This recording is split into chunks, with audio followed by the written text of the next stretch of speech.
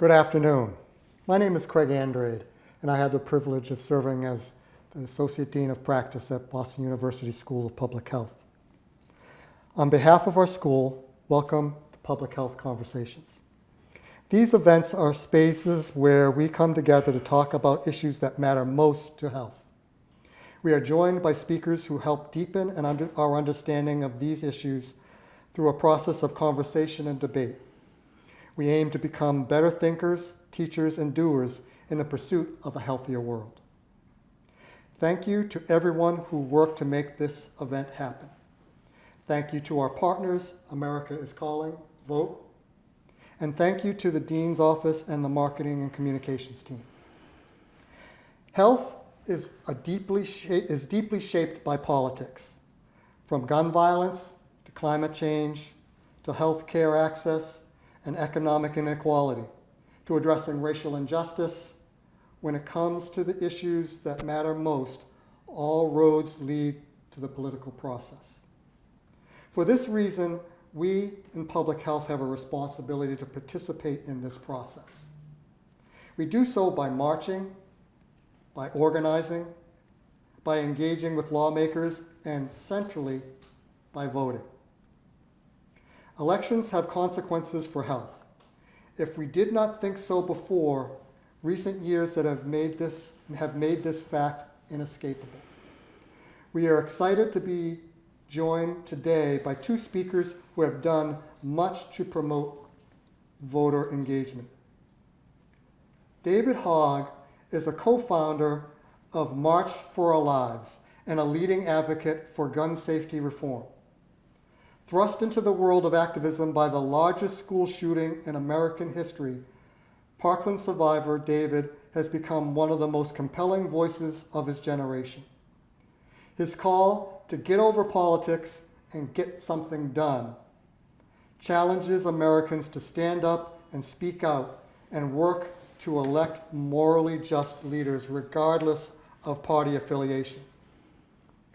Passionate in his advocacy to end gun violence, David's mission of increasing voter participation, civic engagement, and activism embraces a range of issues.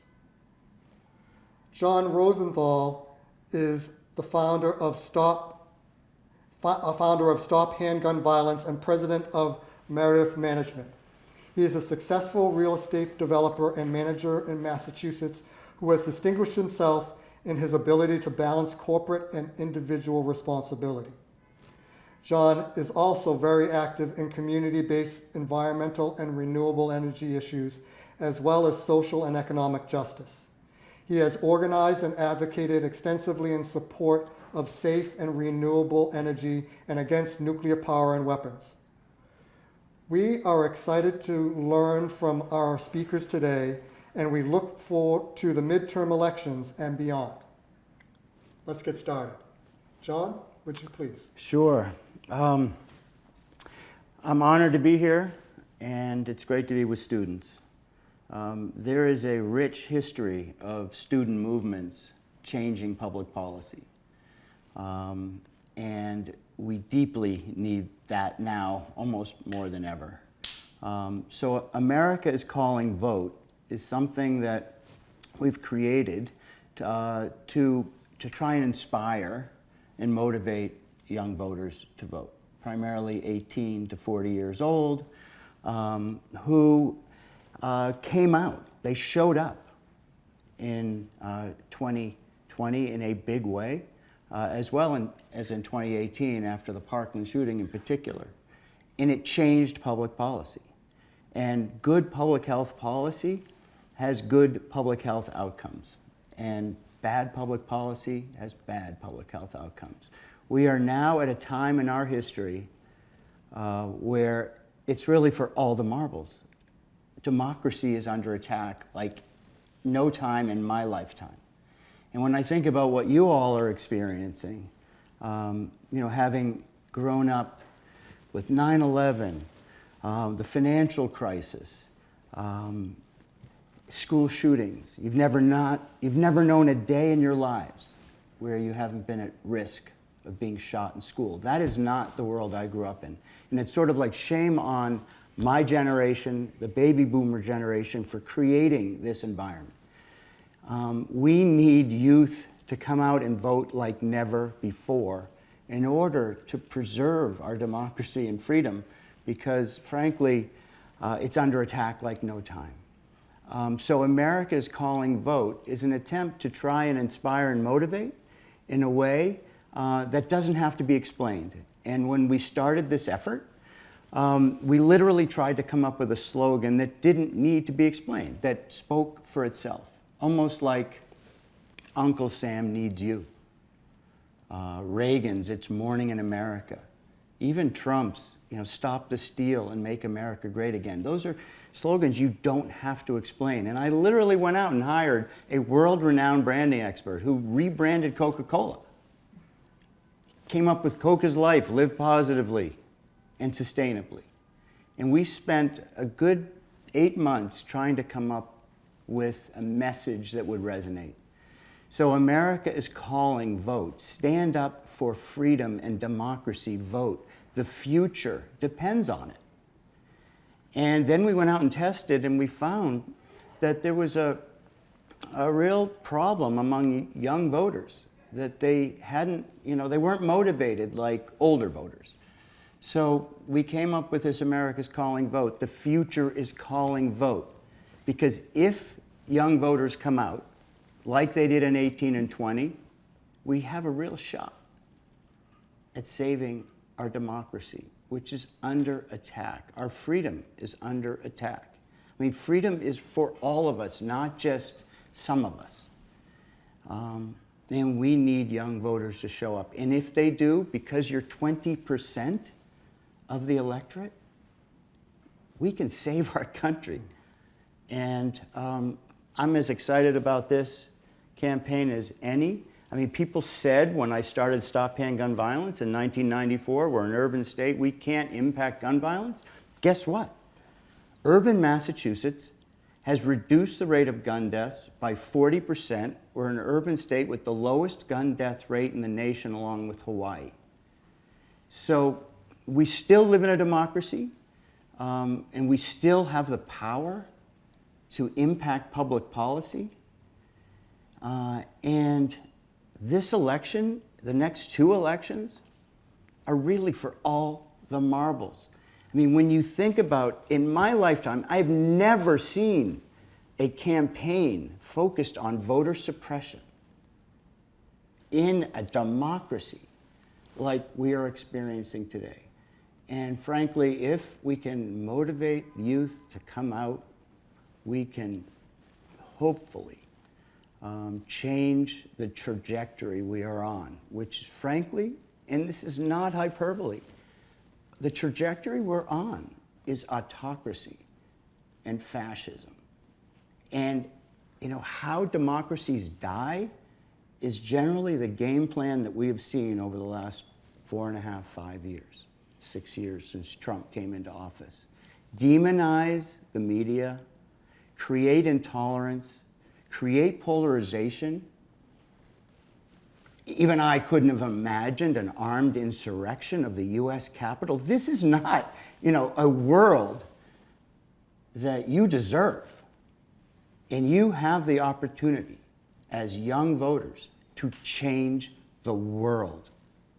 And we're hoping that our ad campaigns, which will be digital across the nation, focused at inspiring and motivating young voters, will work.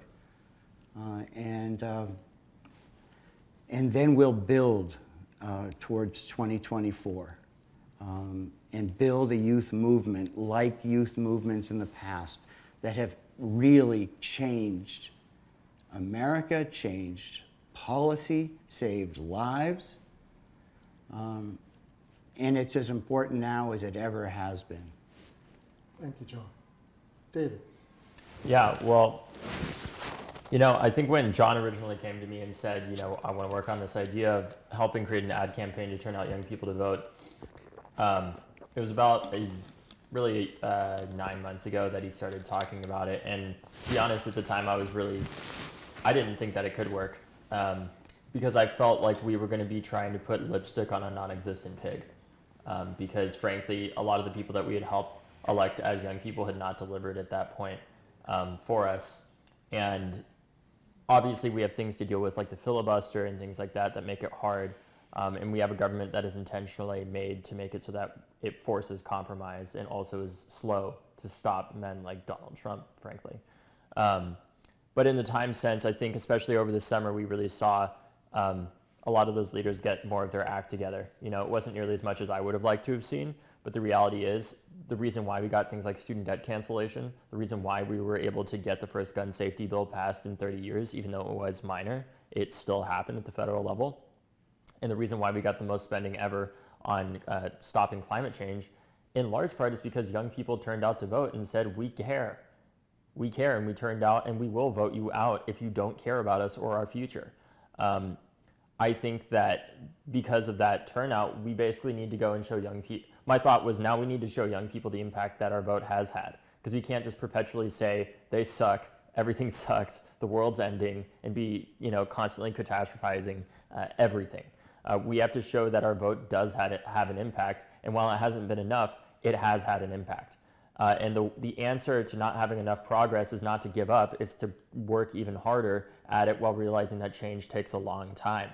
So I think with this ad campaign, the entire focus of it was to kind of come to young people and meet us where we're at and be like, yeah, we haven't necessarily done enough, as much as I would have liked to have seen, certainly, but we've done more than has been done in 30 plus years in just the past 2. And it's because we've turned out at such high levels in 2018 and 2020, despite what a lot of older people say about us, which is, well, young people don't vote. Ironically, our generation has voted at a higher level at our age than any generation has in American history when they were our age, right? We aren't just throwing our hands in the air and saying, man, this all sucks, let's go eat some Tide Pods, right?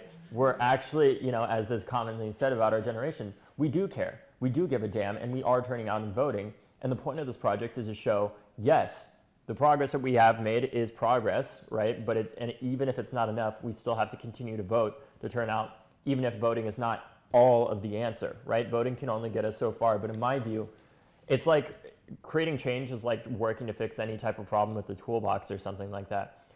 You aren't going to use a screwdriver as a hammer, right? But ultimately, you can't afford not to use every tool at your disposal to create change, which includes voting, right? I know I hear a lot of young people, and even I myself feel this way sometimes. It feels tiring because it's like hearing the message of just vote harder, right, is not the right message. The message needs to be, yes, your vote has had an impact, and your vote is not necessarily going to fix everything, but it is a critical tool to creating that change. And ultimately, it's not even that, it is a huge deal, but it's not that big of a commitment. It is the lowest investment, highest impact thing you can do to create change by far. All you have to do is turn out basically twice every 2 years in the primary and the general election, and that's it. And even if it only helped us create 5% of the change that our generation desperately knows that it needs, we still have to use that because we can't afford to give up that 5%. So that's the point of creating this ad campaign, is to show the progress that has been made. And I know to us it seems like it has been so little, but really if you put it in the historical context, what we've done in the past 2 years, because young people have turned out and voted at such a high level, is truly unprecedented for happening as quickly as it has happened. And it's because we did vote.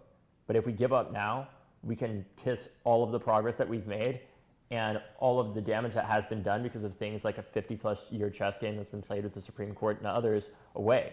And the way that we change that is by turning out and voting, and in our view, not for Democrats or Republicans, but for morally just leaders and leaders that you agree with the policies of in the first place, which is why this is a bipartisan campaign. It's important to remember that while most Republicans did vote against the Bipartisan Safer Communities Act, we still needed 10 to vote for it, and they did.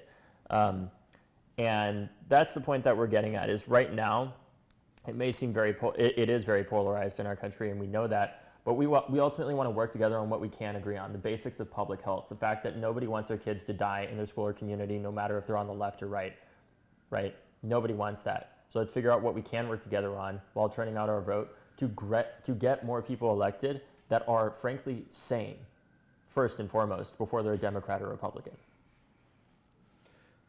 Thank you, David. So we are fortunate to have 5 schools of public health students in front of us, and they have come with questions to ask David and John. So who wants to start with the first question? Say your name, please. Hi, I'm Tamika, and my first question is, part of voting is deciding who to vote for. So with competing priorities and just information overload in this day and time, it may be challenging for you to just sit down and read through a candidate's platform on a website in order to figure out what the candidate stands for. So do you have any tips or strategies for ways to more briefly understand, and maybe in another way understand a candidate's platform without necessarily having to dive deep into a candidate's website? Well, I would say my first answer is try to. I don't do this myself perfectly either because it's still difficult at times, and I'm a busy person, as most young people are. But if you can, try to get your mail-in ballot so that you can have more time to do your research on the candidates and not feel like you're stressed, like you're taking some kind of standardized test when you're voting or something.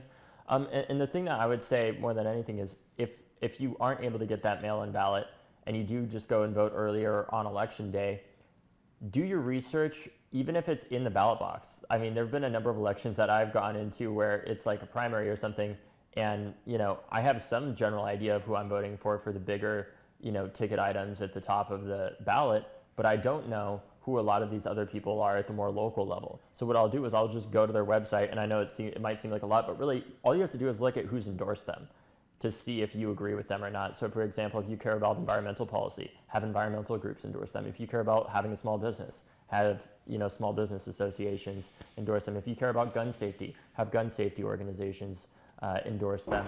And that's what I would say is basically it really isn't that hard, and just know there's no time limit for you when you're doing that. And you can take out your phone and just look them up, and it can have a big impact. So that's what I would say. Any thoughts on that, John? Oh, that's a great answer. Another one. I can go for it. Hi guys, my name is Paige, and I just moved to Massachusetts a few months ago, but I'm originally from the Midwest. Done a lot of work on the ground in the state of Wisconsin in particular, and I found that though there's a lot of young people that are really excited to vote, there's also a lot of people that are very suspicious of the democratic process and what that can mean for them, especially in a battleground state like Wisconsin. And I know certainly there's plenty of people watching on the broadcast today that are from that area. What would you say to those voters in particular that would encourage them to vote, get engaged? How can you tell them that their voice still matters? Well, I mean, just look throughout history and the change that has been created when voting percentages have been the highest. In 2020, the percentage of registered voters was 66%. That is the highest rate in 100 years. And you compare that with 27 countries where voting is required. It's mandatory. And there's 90% voting turnout. And in some states, some countries like Australia, you actually get fined if you don't vote. And then look at how sustainable those democracies are.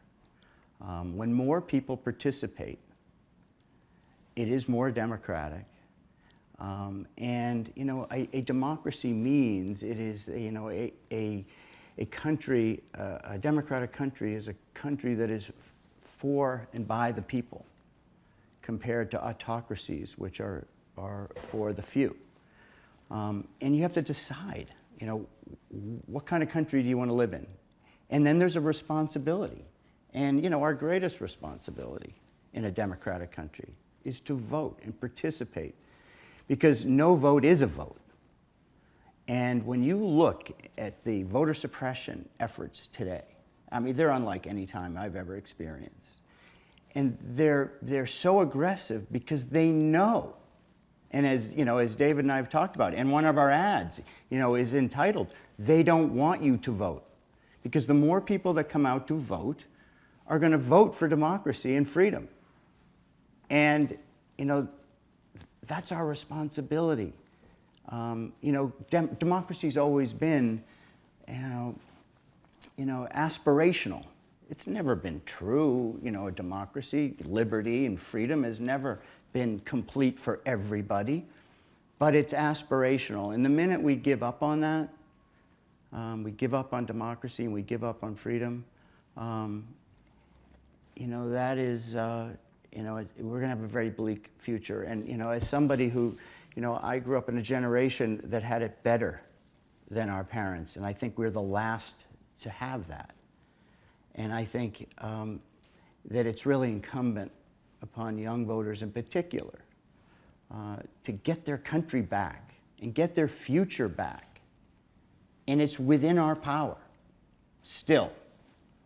So I can't imagine a better reason to get out and vote. And now, especially when we have seen what's bipartisanship in Congress has accomplished. David talked about student debt, infrastructure, climate. And if you're a woman today and you don't understand the existential threat to your freedom of choice with your body, you've got to wake up, because we're losing freedoms. This combination of just an activist Supreme Court and overreach by a fair number of elected officials. And it usually comes down to, because of the Electoral College, it comes down to swing states like Wisconsin. I mean, it's insane to think, whether it's Hillary Clinton that got 3.5 million more votes or Joe Biden that got 7.1 million more votes and only won by 42,000 in 5 swing states combined.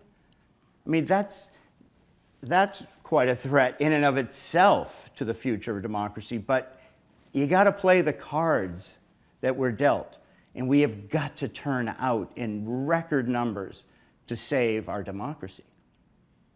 Another question. It might be a very similar answer, so don't feel like you have to dwell, but I know a lot of people who don't feel like their vote matters anymore. We've seen a lot of losses, obviously, with the recent Dobbs decision and overturning of certain rights by the Supreme Court, and the packing of the Supreme Court by people who want to see those rights overturned or more conservative kind of right views. And they say that, I know a lot of people who say that we have the majority in the Senate, in the House, and we have the presidency, and we're still losing rights, so why does my vote matter? It might be a very similar answer to the one you just gave, but how do you kind of combat those views when you're trying to get a turnout from younger voters who have seen their rights overturned despite turning out in record numbers in 2020? Well, I think it's about acknowledging the fact that it's true that the Senate is one of the most anti-democratic institutions in this country.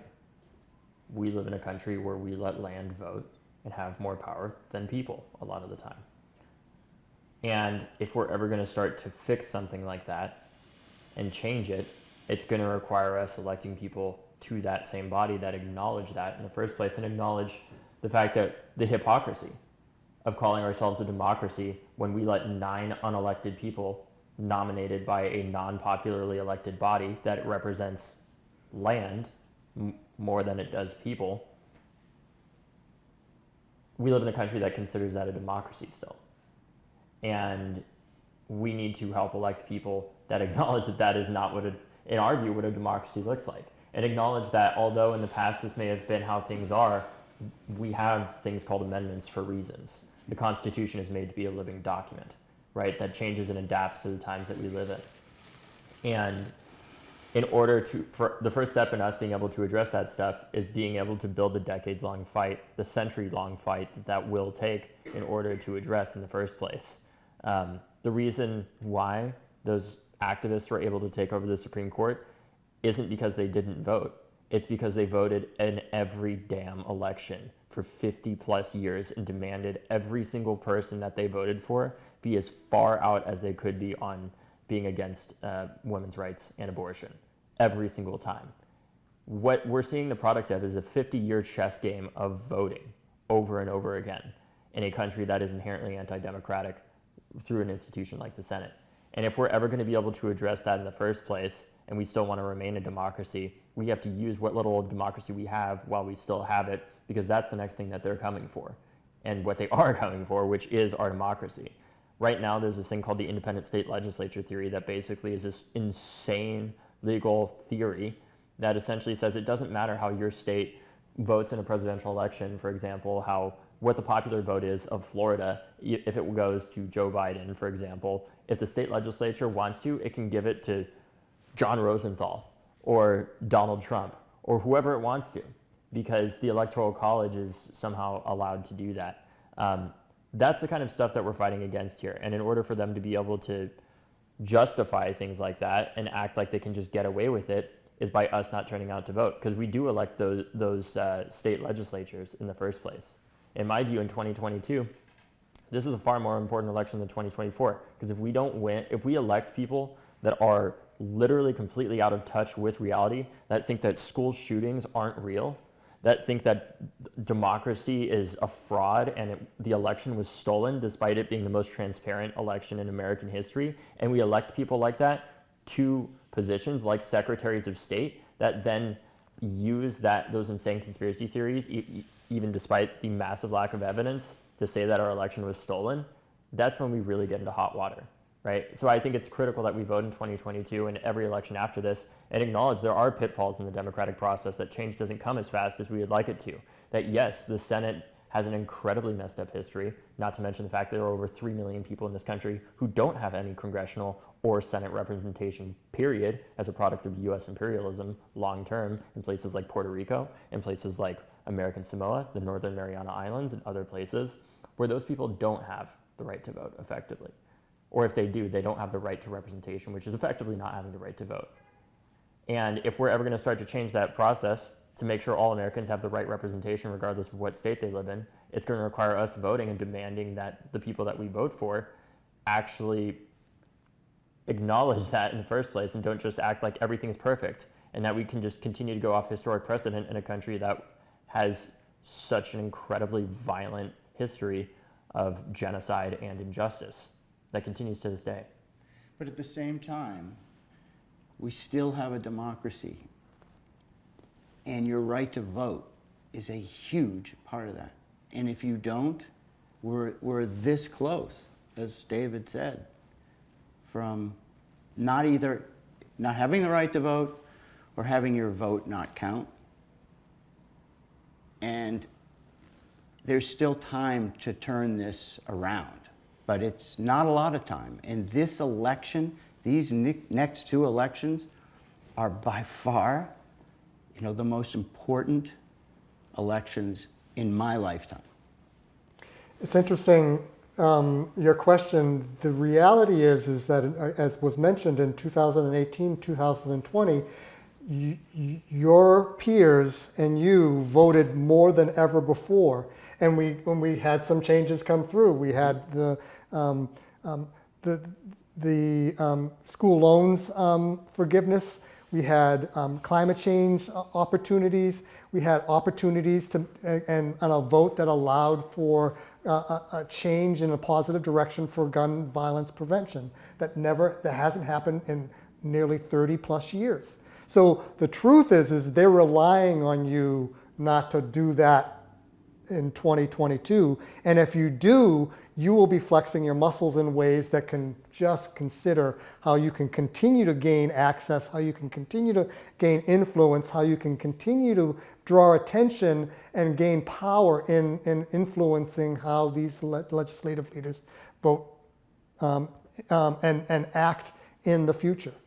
Another question. Who's got one? Hello, my name is Vicky. So individuals don't live in a bubble. They're surrounded by perhaps family members or friends who may feel differently about certain issues or who might be apathetic for voting. How do you suggest they start the conversation for their loved ones who may feel differently?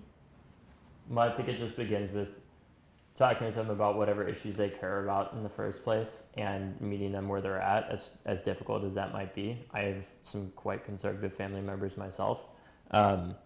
But I think it's just about meeting them where they're at and instead of attacking them, asking them why they feel the way they do and dispelling a lot of common myths that are there. I've done this a lot even with armed counter-protesters that I've talked to across the country, where I've gone out and talked to them and I'm like, so why do you think I'm a crisis actor, to begin with? And that's an extreme example. And they're literally wielding the same gun that was used at my high school to murder 17 of my classmates and teachers, screaming that myself and my classmates were all paid actors and were fake. And he's like, well, because you just want to take our guns away. And I said, okay, hold on. Do you want to hurt yourself or somebody else? No, of course not. Okay, well, I'm not trying to take your guns away. And if I was, it would be through a court order with the right to due process. Because people like the shooter at my high school were able to threaten to shoot up my high school multiple times and continue to legally own their AR-15, the same gun that you're holding. Do you think that somebody in Texas, where I was at the time, should be able to threaten to shoot up a high school and have the gun that you have as a 19-year-old, like the shooter at my high school was? No, of course not. Well, actually, right now they can, because they don't have that line. He's like, what? That's crazy. I'm like, yeah. Why do you think I'm here? And all of a sudden, he actually agreed with us, and he actually ended up crying because of that, right? And that's an extreme example. Luckily, I don't imagine most of your family members are going to be armed with an AR-15 when they're arguing with you. I would hope not. But the point that I'm getting at is when you don't meet somebody with immediate hostility and say, like, screw you, screw this, and call them names and stuff like that, as difficult as that might be, if they meet you with that hostility and you don't meet them with a corresponding amount of hatred or disdain or anything like that, but you just say, okay, like, and you meet them with kind of a calmer mindset, all of a sudden that hatred doesn't feel justified. And then they feel like a jerk, which is very rewarding, right? And from that, you start to be able to have a conversation with them where you actually basically take all that hateful energy that they have and basically like turn it on them, because you basically just redirect it at them, and then all of a sudden you're the like mature person in the conversation, I think. So a lot of the time it's just letting people's emotions speak for themselves, and then not meeting it with logic instead of emotion, and understanding that you're not going to change everybody's mind and you don't have to in the first place. The digital ads that we've created are really intended, they're issue ads, they're really intended to educate and share and meet people where they are. So, hopefully these ads get shared in a big enough way, go viral, and just educate people about what's at stake during this election. And it's often, just in any debate, it's sort of how you frame the conversation. Here in Massachusetts, back in 1994, when I started Stop Handgun Violence and built that enormous billboard on the Mass Pike, the message was we want to reduce injuries and deaths from firearms without banning guns. We wanted to disarm those that would say, any kind of gun violence prevention legislation is going to take my guns away. And in fact, we changed the conversation, we changed the laws, and we live in the safest state in the nation simply by changing the conversation. And the conversation right now is just go vote. I don't care how you vote, but vote. Exercise your constitutional right that huge forces in this country are trying to prevent. Don't fall for that. Go vote. And I'm convinced that if enough people come out and vote, they're going to vote the right way. And so disarming people with the facts, and this is just about getting out and voting and getting as many people as you can to get out and vote. Right. I think one other thing on that too is knowing that, unfortunately, as much as you may all not think this is the case because you go to a grad school and everything, statistics do not change minds. Do not think that. They might change some of the minds of your professors if you meet them with a lot of data and some, transgression analysis or whatever it might be, and show them, the chi-squared stuff, like this is like the impact that this has, and this is how we know it's not correlation with that. People are not like that. People are very emotional creatures. Stories change minds, not statistics. That is the most important thing I could tell you. Notice how in that conversation with that lovely gentleman that I told you about with the AR-15, I didn't say, the gun law that we passed in Florida has been used almost 6,000 times, right? No, what I told him was that story that I told you, and now what I do is, instead of saying that gun law has been used almost 6,000 times to disarm people that are a risk to themselves or others, instead I tell my own personal story, which is even after I talked to that individual who had the AR-15, a year later, I think it was a year later, my mom got a death threat from an NRA supporter that said, F with the NRA and you will be DOA. And we used the law that we created after the shooting in Parkland to disarm that person who lived 20 minutes from us, had several guns and several hundred rounds of ammunition. And that from the law that we passed, it may have very well helped stop me from having to bury my own mother, right? That changes people's minds. It's not statistics. So 90% of what you talk about, of course, for yourself as public health students and everything, should be backed up by the statistics in the first place. But you need to understand it's not what's said, it's what's heard. And what I mean by that is statistics lead to debate, stories lead to change. Because everybody fundamentally, for the most part, agrees kids should not be getting shot in their schools and communities on a daily basis. And when you work towards what you can agree on, like for example, I didn't get that guy to agree to ban his AR-15, but I did get him to agree that people shouldn't be able to threaten high schools and own an AR-15. That's how we make that progress. It's by finding what we can agree on and making that progress there and growing our power and not throwing it out and saying, well, you know, when we passed that law in Parkland, I was initially very unsupportive of it and hated it because it didn't ban the AR-15. It only raised the age to 21 and made it so that people couldn't, you know, threaten schools or threaten themselves and continue to own a gun. But the way that my theory of change has kind of changed is like we have to get as much power as we can in order to create as much change as possible, even if it saves one life right now, and not sacrifice everything else because of that. If conservatives, frankly, said, well, we don't have the Supreme Court right now, so you know, we're not going to do anything on abortion, they never would have gotten to the place that they've gotten to now, as terrible as it is, obviously, right? So that's the kind of point that I get at, is use stories to your advantage and tell them. Because you can argue with statistics all you want. You can't argue that, you know, well, as many people try, you really can't argue that the shooting at my high school didn't happen. And if you do, like you literally are just not in reality. And at that point, I think it's safe to say that you've already won, frankly. And just, you know, you're living in a pretty privileged environment. You're lucky enough to go to one of the greatest schools of public health in the nation. Doing something with your good fortune, I mean, you're in public health, so you're already thinking in terms of how to participate.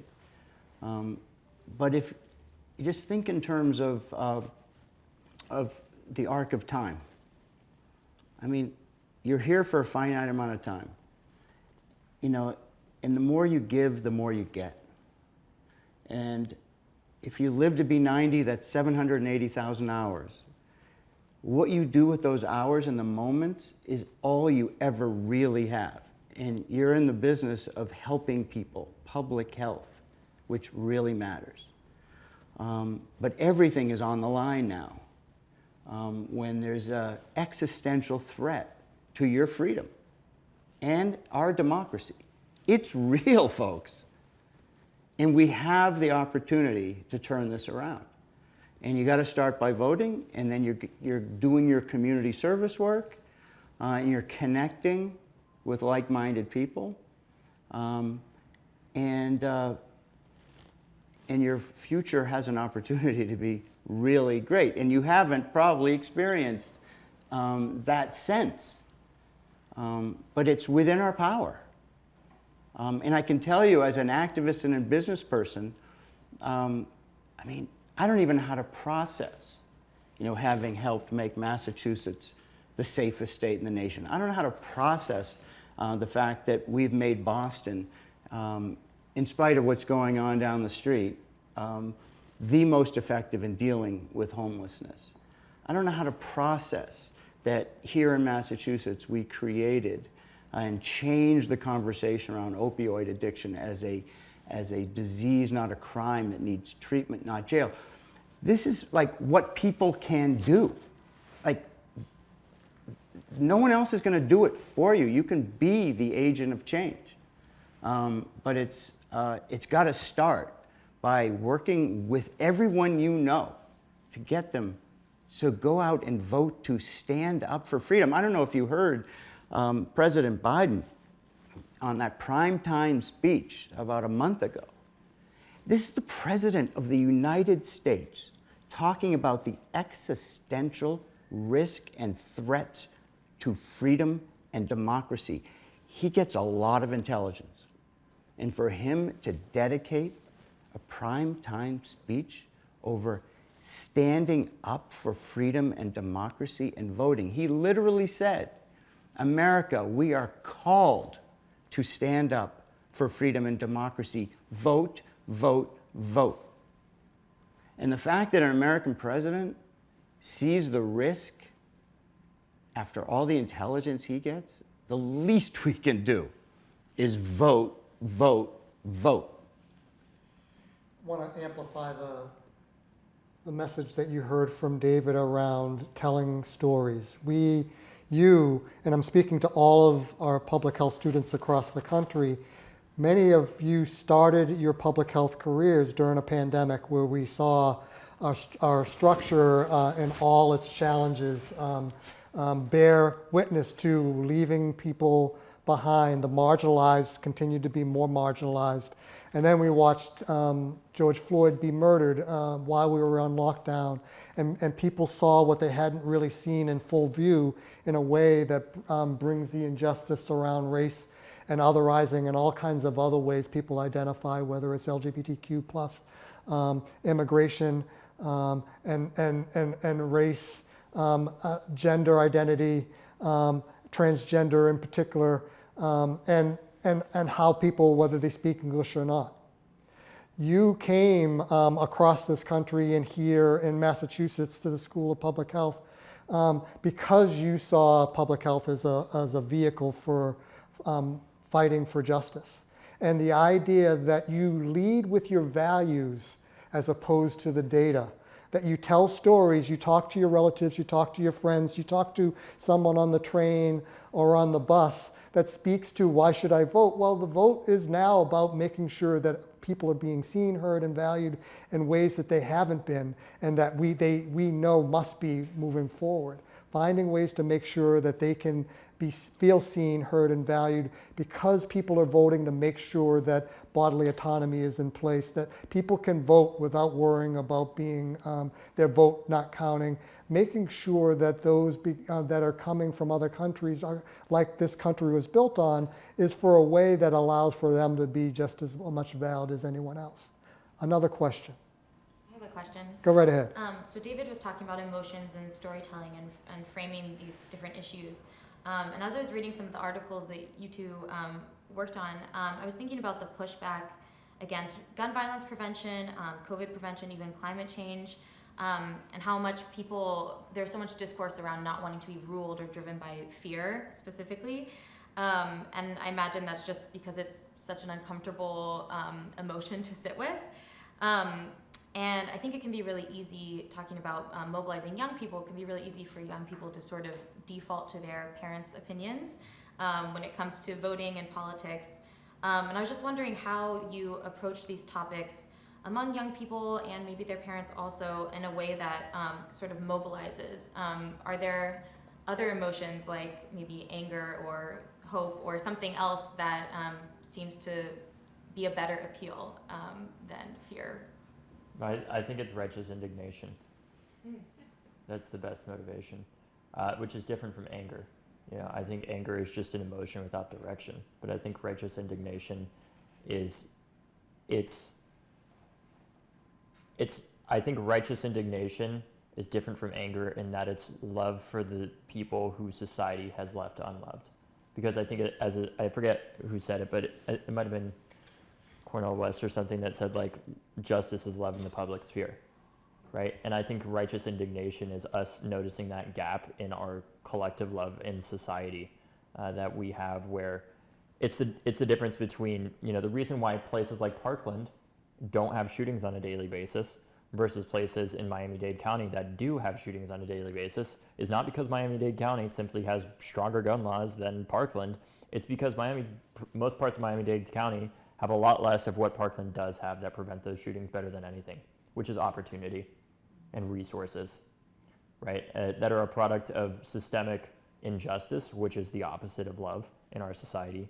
And I think the passion and anger that we as young people feel when we're born into a world where we realize we see things more clearly ourselves, where we know that we don't have to accept these things, I think that type of motivation, even though it may feel different from our traditional senses of love, it's the non-passive, it's the active resistance against injustice by working through building community and finding love in each other that enable us to build the persistence to create that change and ultimately outlive the people that are committing those acts of injustice at times, either intentionally or just naturally as part of the systems that are there. without consciously thinking about it that much. And it's more about ourselves. How do we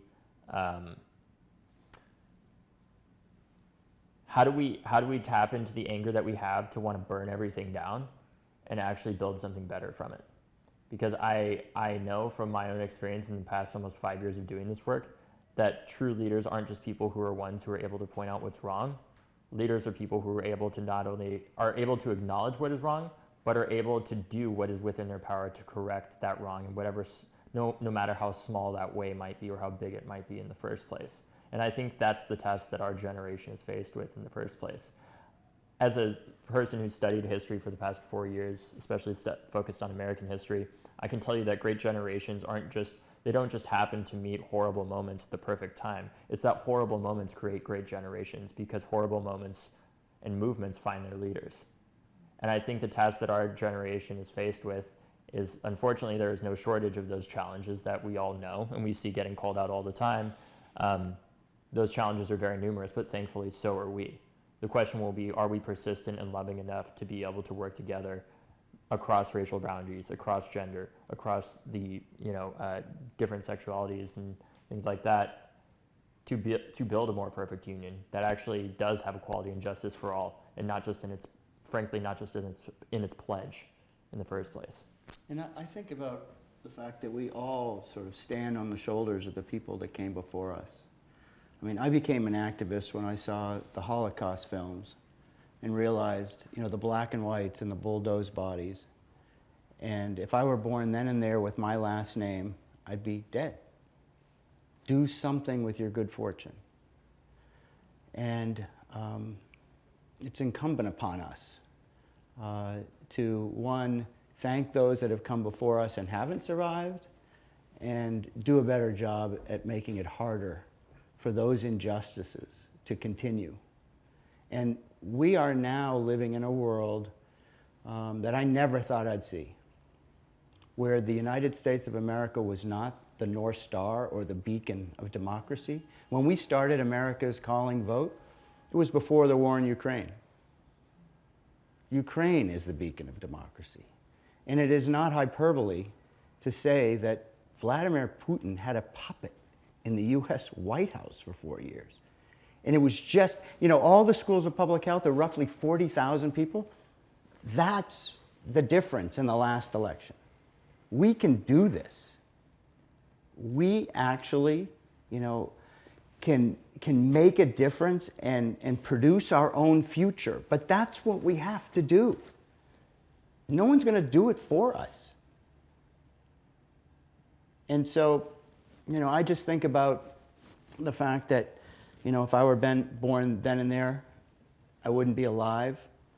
Do something with your good fortune, and then you'll quickly realize, and you probably already do in the world of public health, the more you give, the more you get. And, it really is true. And so, grab this opportunity and grab your future, produce your life. There's this great balance that you can strike. And I will tell you that as a business person and someone in public health, I'm sure you can relate to this. Doing good, you can do better. It's not just doing good and doing well. And then that becomes your drug of, helping. And what could be more powerful than helping literally save your country and protect your future for future generations? And I know that part of hearing what John and many people say a lot of the time, saying that, saving our country, it can feel to a lot of us, it can feel tone deaf, because it's what has our country actually ever done for us, frankly? We grew up in the shadow of 9/11 with Big Brother and Patriot Act and all these other things, and we've seen, as a product of the ripple effect of the neoliberal revolution that Reagan really took on, where we take all these major societal issues, including public health issues, and predicate them on the individual as constantly being the problem. So instead of us saying, hey, we need to regulate, soda companies more to address the fact that they're specifically targeting poorer kids and kids of color with these high calorie content sugary drinks, We say, no, we need to actually focus on instead what is the individual themselves doing and stuff like that. What I would say though is to look back at history and see the good that government can do when it is built by the people and it is run in a just way in some sense, and how we're able to do things like build Medicare and Medicaid, for example, that now provides healthcare for millions of people, right? I think one of the challenges for our generation is going to be acknowledging the fact that we've had a government that has rarely delivered for us nearly as much as it has hurt us at times through things like the Iraq War that happened when I was 3 years old, right? And all those other horrifying instances of injustice. And figure out how can we have the faith and hope that we ourselves can be the change to not repeat those mistakes in history. Because we've seen at times the good that government can do when it is led by and for the people, but we've seen the damage it can do when it's led by corporations, by and for profit, above all else. So that's what I would say. David, we're wrapping things up here, and I want to just echo some of the things that you've mentioned and kind of highlight the element of America's calling, vote. We as in public health have said to many of our colleagues that have just recently graduating and getting ready to graduate, you are the future. America is waiting for you. The idea that the future is in these people's hands, and the graduates of colleges across the country, public health and elsewhere, are going to be the leaders moving forward, and they are the people that can vote this time around. They can get others to vote. How would you, the last word from you, how could you encourage that amplification, them getting out and vote, and them getting others to go out and vote, to make sure that they understand that the future is in their hands, in their vote, and in getting others of them to do the same? Well, look, I think culture is actually way more powerful than laws. It just takes longer to change a lot of the time. And what I mean by that is I think the main reason why our generation doesn't drink and drive nearly as much as other generations is because we have a culture of shame around it in the first place. And I think what's going to be really required of us in our generation to create these changes long term in a way that enables us to be able to do things like address the Supreme Court, address the Senate, address the filibuster, address all these other things that have brought us to this place, is going to be a cultural shift starting with our generation that we then pass down to every generation that comes after us. That voting every 2 years isn't just about whether or not you find the president cool or whether or not you're angry. It's just something you do automatically. And what I mean by that is if we're constantly waiting for an Obama or somebody else to come along and save us, we're toast. We're gonna have to save ourselves, you know? And what I mean in terms of that cultural change is we need to build, our generation needs to see Election Day the way that we see Christmas or Hanukkah or Halloween or any of these other things. We don't wait to go out and celebrate Halloween because all of a sudden like there's a really cool costume of, you know, this person this year or whatever. We just do it because it's part of our culture. Our generation needs to make it so that voting isn't something that you just do because you find the president cool or because you're angry or whatever. It's just something you do because you care. And it is literally 1 or 2 days every 2 years, right, with the primary and the general election, and that's it. And the way that we help create that is by everyday people bringing their friends and being like, hey, are you voting? And it doesn't mean that you're going out and asking 50,000 people to go and do that. It's the same way that we stopped drunk driving a lot, or significantly reduced it. We said, hey, like, I think you've drunk too much, or you drank too much, like, you should not drive. That's one person talking to one person. If every person that saw this got one friend who then got, you know, or got 1 or 2 friends just to go and vote, that's a great place for us to start in terms of creating that change. And if every person that's watching this actually goes to Future Majority, sees these ads, goes to David's links on Twitter, and then shares this ad, I'm convinced that enough people are going to come out and vote that we can have an impact in future elections, starting on November 8th. Thank you both. David Hogg, this has been wonderful. John Rosenthal, thank you so much. America is calling. Vote. Thank all of you. And to everyone listening to this, please go out and vote. America is calling. We're depending on you. Thank you.